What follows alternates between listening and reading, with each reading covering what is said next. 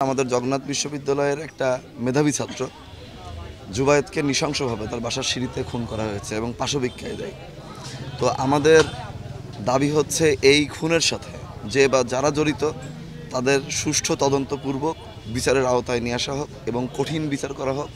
আরেকটি কথা আমরা বলতে চাই যে আমাদের জুলাই আগস্ট বিপ্লব পরবর্তী সময়ে, অভ্যুত্থান পরবর্তী সময়ে আমাদের এটা কিন্তু কাম্য না যে ছাত্রদেরকে এভাবে হত্যা করা হবে।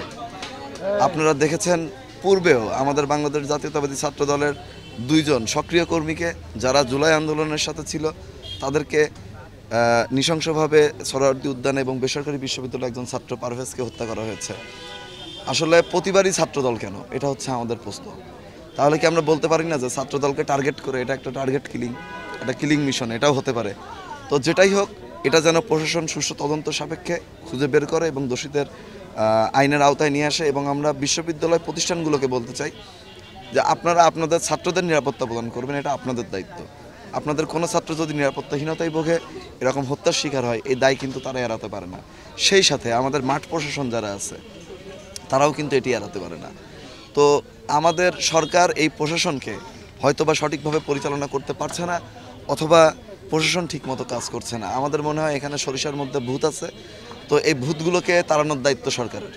সরকার এটা কিভাবে ব্যবস্থা নেবে, এটা সরকারের দায়িত্ব। আমাদের দাবি থাকবে বাংলাদেশের প্রতিটা প্রান্তে কোনো শিক্ষা প্রতিষ্ঠানে কোনো শিক্ষার্থী যেন এভাবে নৃশংস কোনো ঘটনার শিকার না হয় এবং প্রতিটা শিক্ষা প্রতিষ্ঠানে যেন শিক্ষার সঠিক পরিবেশ, ছাত্র রাজনীতির সঠিক পরিবেশ ফিরিয়ে নিয়ে আসা হয়। গতকালকে আমাদের জগন্নাথ বিশ্ববিদ্যালয়ের ছাত্র দলের আহ্বায়ক কমিটির সদস্য, জগন্নাথ বিশ্ববিদ্যালয়ের একজন মেধাবী ছাত্র, সে তার বাসার সিঁড়িতে নৃশংসভাবে হত্যা হয়েছে।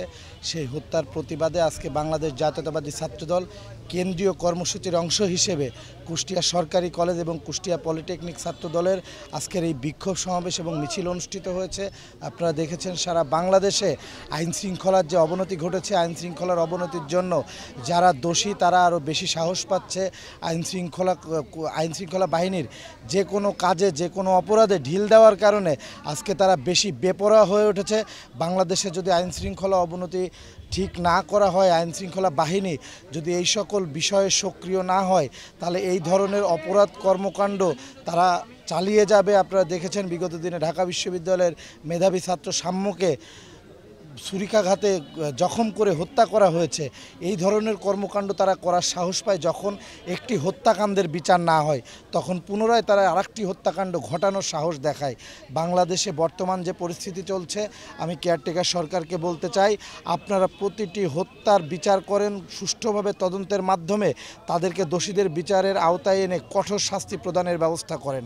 বাংলাদেশে আইন শৃঙ্খলা বাহিনীর অবনতি ঘটার কারণে সারা বাংলাদেশে আপনারা জানেন ইতোমধ্যে ছাত্রলীগ, যুবলীগ, এই সংগঠন, সন্ত্রাসী সংগঠনগুলো সারা বাংলাদেশে গোপনে একটি কিলিং মিশন চালানোর যে প্রক্রিয়া হাতে নিয়েছে, তারা খুবই গোপনে কিলিং মিশনগুলো চালাবে এবং নির্বাচনকে প্রশ্নবিদ্ধ করার জন্য, নির্বাচনের আগে বাংলাদেশ বিশৃঙ্খল পরিবেশ সৃষ্টি করার জন্য তারা এই ধরনের কর্মকাণ্ড হাতে নিয়েছে।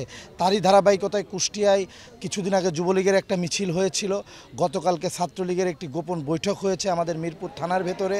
সেখানে আমি কুষ্টিয়ার এসপি মহোদয়কে অবগত করেছিলাম, কুষ্টিয়ার অ্যাডিশনাল এসপিকে অবগত করেছি, থানার ওসিকে অবগত করেছি। তারা এই বিষয়ে কোনো রকম কোনো সক্রিয়ভাবে কোনো পদক্ষেপ নেয়নি। এটা খুবই দুঃখজনক। আমি প্রশাসন, কুষ্টিয়া জেলার আইন শৃঙ্খলা বাহিনীর প্রধান এবং আমাদের খুলনা বিভাগীয় ডিআইজি মহোদয়কে বলতে চাই, কুষ্টিয়া জেলার প্রশাসন খুবই দুর্বল এবং তারা আওয়ামী লীগের বিষয়ে, ছাত্রলীগের, যুবলীগের বিষয়ে খুবই নমনীয়। এই বিষয়টা আপনারা গুরুত্ব সহকারে দেখবেন। এমন পরিবেশ সৃষ্টি হয় যে তাদেরকে ছাত্রলীগের, যুবলীগের প্রোগ্রামের কথা বললে তারা আধা ঘন্টা, 1 ঘন্টা পরে স্পটে পৌঁছায়। মনে হয় ছাত্রলীগ, যুবলীগ মনে হয় তাদের আপন ভাই।